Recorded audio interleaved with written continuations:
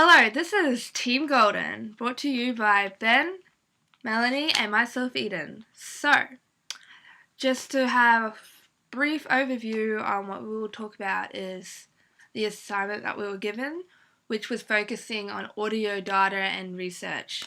So, it was about the constructing a focus group and learning information about our chosen area. In this case, it was student services. So, let's kick this off with recruitment.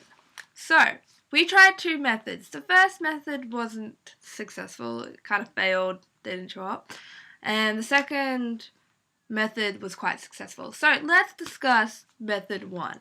Method one would probably be more successful in a more professional environment. So, the first method was we handed out flyers in front of the library and the lecture halls, and we asked people to, if they would be okay being part of a focus group. We went into great detail about it. We told them that it would take 30 minutes. That didn't go well. We also asked to make an appointment. So instead of asking the questions right there, we asked them what time would suit them in a week's time. So, yeah. Which didn't work because either they didn't contact us or they didn't show up at all. So, that did not work. And I think that was because there wasn't enough incentive for someone to go out of their way to call us and email us. And also, it's very easy to agree and then just forget about it. So that was kind of what happened. And not just that, we technically only really asked 3 to 4 people. I wish we had asked more people purely because a lot of people would just forget in the busy life, and their students as well. They've got their own assignments to worry about. So, method 2. Method 2 was much more successful. If anything, we got recruitments within 5 minutes. The group kind of gave me free rein to just go ask people, which was great. So, it was a more straight up approach. I asked people in front of the cafeteria. I picked people that seemed relaxed and had not a lot of time on their hands, but seemed to be waiting for something else. Because a lot of people sometimes just stay at go in front of the cafeteria, I noticed, because they're just waiting for another class. So that's why I picked that area for recruitment, other than, let's say, the library or the lecture halls. So, from there, I asked them, I was like, do you have any time free? If so, would you be able to help us with a focus group? We're working on our assignments, and I would greatly appreciate it. The answer was yes. And then we had the interviews straight there in front of, at the cafeteria. So that was quite successful. I think it was mostly because it was easier for the recruitees, the volunteers, because they didn't have to set up an appointment. They didn't have to overthink it. They didn't have to worry about how much time it would take because they were already had time right there in the moment. I also informed them, instead of last time where we said it might take 30 minutes, this time I said 15 minutes max. We ended up only having the focus group for 4 minutes. So that surprised most of the group. So yeah, that was our methods for recruitment. For our focus group, our participants included 2 first years and 1 second year. The interviews were held at the location of the QCA Cafe, since it is more of a casual setting to approach people easily than, say, the library or people waiting for classes or walking through campus. We thought that our interviews would take over 15 minutes, but really the duration of the interviews was short and roughly around 3 minutes each. Alright, so we're at the interviews. So let's talk about the process and methodologies. So we had 2 focus groups. So first of all, I'm going to focus on the similarities of both focus groups because there's more similarities than differences. So during the interviews, we used phones and computer recording devices. We used everyone's recording devices. 1, because it helps with the transcript later, and 2, insurance. So if someone's phone or computer crashed or if we just simply forgot to press record, we'd be okay. Another thing that was similar with both interviews, focus groups, was we had both pre-written and spontaneous questions. We had very few closed-end questions. A lot of them required descriptions of student services. We had 3 people in each focus group, and that's including the interviewers and interviewees. We also, after the interviews, we wrote transcripts. And we also avoided using the participants' names for privacy reasons, so it kept it confidential. So that's the things that both had in common. The only main difference between the 2 focus groups was the first interview, we had 2 people interviewing. So Ben and myself were interviewing 1 volunteer. So that was the first one. And the second time, I was the interviewer interviewing 2 people. So that changed the dynamics a little bit, because when you have 2 people being interviewed, I found that one of the volunteers, she didn't really answer the questions, even though they were open-ended questions, because the other girl, she would say, yes, I like student services. And then the other girl would, for example, just say yes or nod.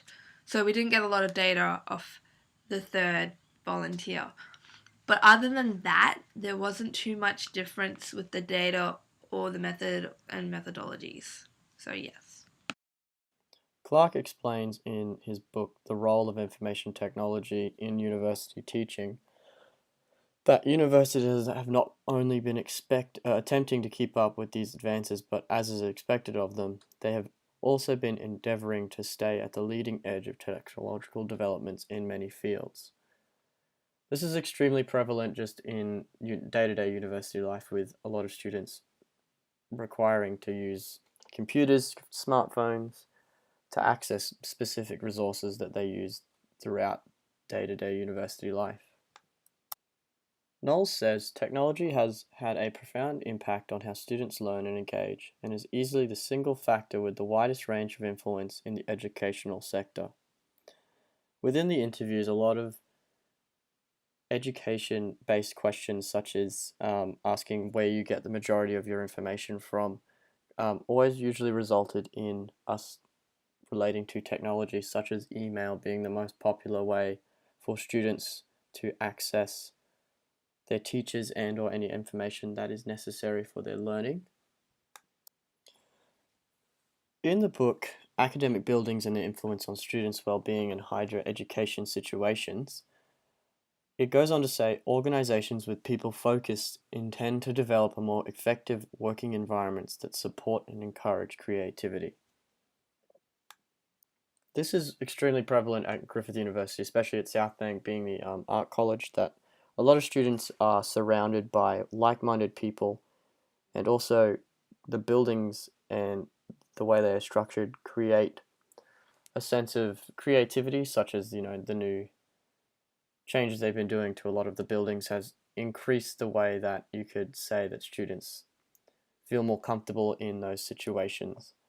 So by doing this, it helps the university create an extra level of understanding for their students and their well-being and their needs.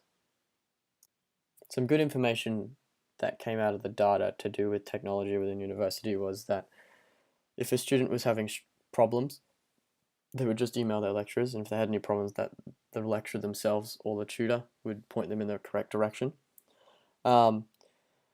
Also, another good point, not to do with technology, but in general, that peer-to-peer connection was quite prevalent. And one of the focus group members said that when asking for information or had a problem, he would usually ask his peer, like basically other students that were involved in his course and that may be able to help him before he went any further to ask his lecturer.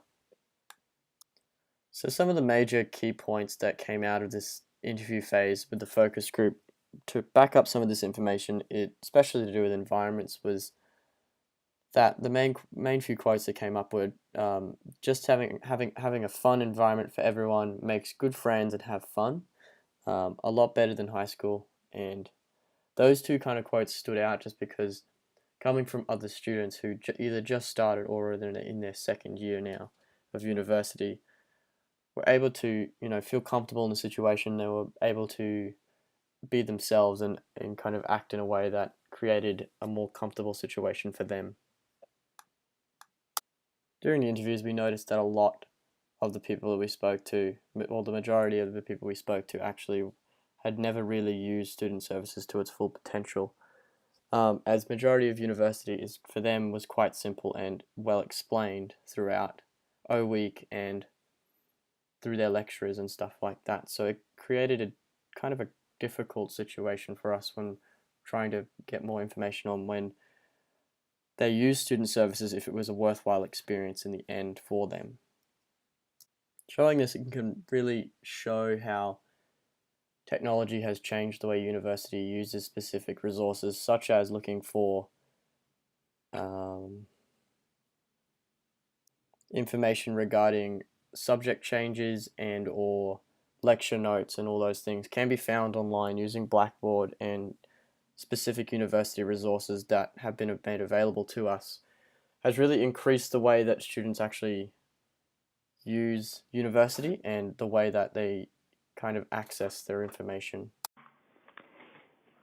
Interpretations of the data. Themes. How did you make link and connections? What themes did you identify? Our subject is a student service. So we are going to start with some general questions in the relation to university life, and then we are going to be more specific towards the space in question student surveys. Student surveys are used to provide help to correct latest dynamic and activity of the university through the interviewers understand of the student service when it comes to his space and interviewer. The interviewer used many natural language and a small amount of the positive language.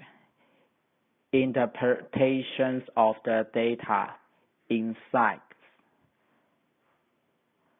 experience. What you have learned from the research activity. Tell us how this offer new perspectives from this new service. The first, I learned how to accurately take target the object. The second, from the objective of the tiger micro expressions and the body language to capture its mature activities.